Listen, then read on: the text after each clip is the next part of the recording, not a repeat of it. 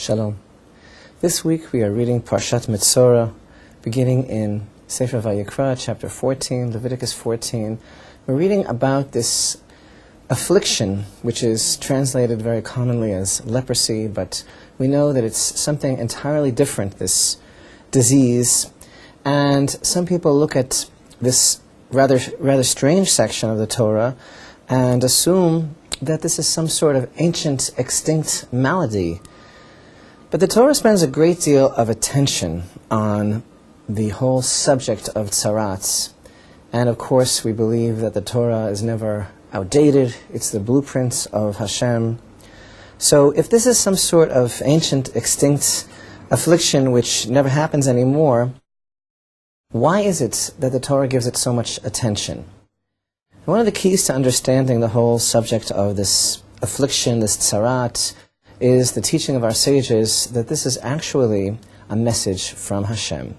And this is actually a very high level of consciousness to be able to receive something in a manner of a personal broadcast from the Almighty to know perhaps the area of our failing. So this is clearly a spiritual illness. And interestingly, in this particular case, it's the Kohen, the priest, the descendant of Aaron, who is the doctor, who gives the prescription for how to overcome whatever's behind this particular disease. One question in particular that we have when we begin to study the opening verses of Parashat Metzora is, the verse states, he, the person who is suffering from this affliction, shall be brought to the priest. However, the verse continues and tells us that the priest shall go from outside the camp and shall examine it. Why is it necessary to tell us in these words, he shall be brought to the priest? We don't find this regarding the affliction of tzarat that can happen to clothing. There it just says it shall be shown to the priest. But here we have this expression, shall be brought to the priest. Now, our sages tell us, and this is a universal concept, universally accepted by our sages, that there is a direct connection between the Metzora, the afflicted person who has this disease, and the sin of evil speech, lashon hara. And our sages put it in this way. They actually make a connection between the Hebrew word Metzora, the one who is afflicted with this type of, shall we call it for lack of a better word, leprosy, and motzi ra, to bring forth evil. It's the same letters, Metzora, one who is afflicted, and motzi ra, to bring forth evil. And this is generally attributed to the concept of motzi shem ra, a person who does tale-bearing, a person who causes another to have a bad reputation. These words motzi ra. However, a deeper insight into this whole concept of the Metzora is that this is not just about lashon hara.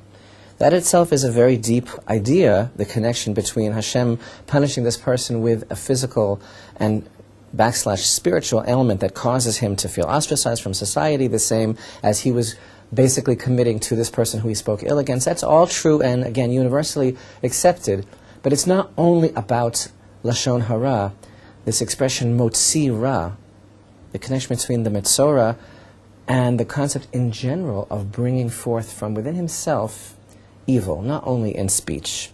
See, there are certain sins that a person can commit where the main spiritual damage that is caused is the act itself. The act itself has terrible repercussions, and the effect of this sinful act can be felt.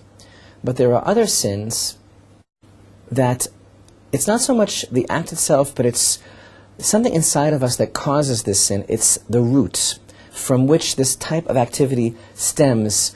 They come from the fact that we possess perhaps a negative character trait, an attribute called a midah.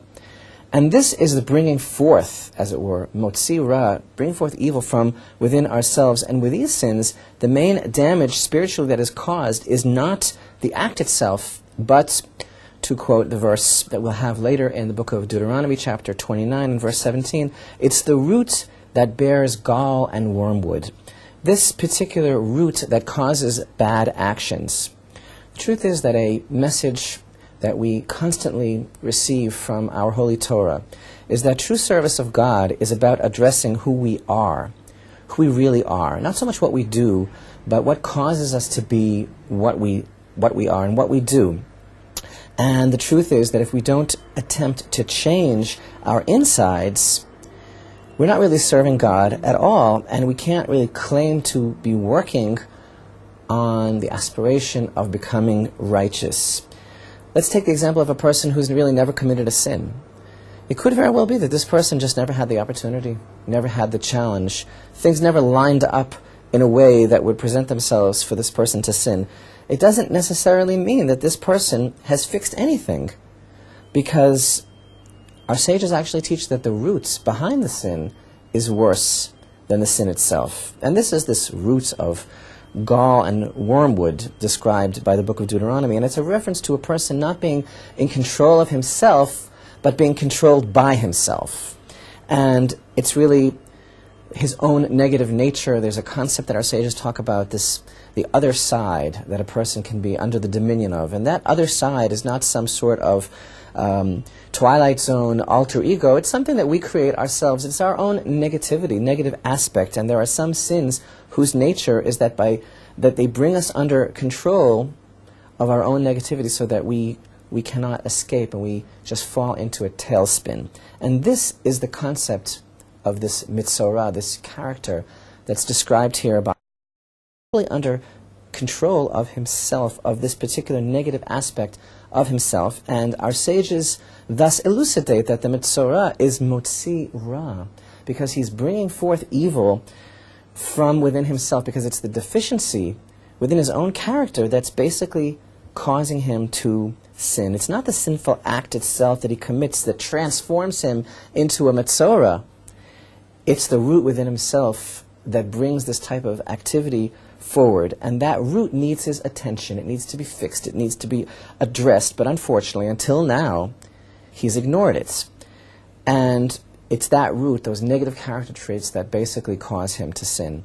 And the whole beauty of this whole concept in the Torah, even if today we don't live in the time of the temple yet, and we don't have this type of personal broadcast from God, and obviously this illness is a very personal, tailor-made message, still the Torah spends an inordinate amount of attention on this particular idea, because we can still gain and glean from this knowledge, because everything that happens in our lives is personal and tailor-made to direct us, to bring us back to fixing our roots.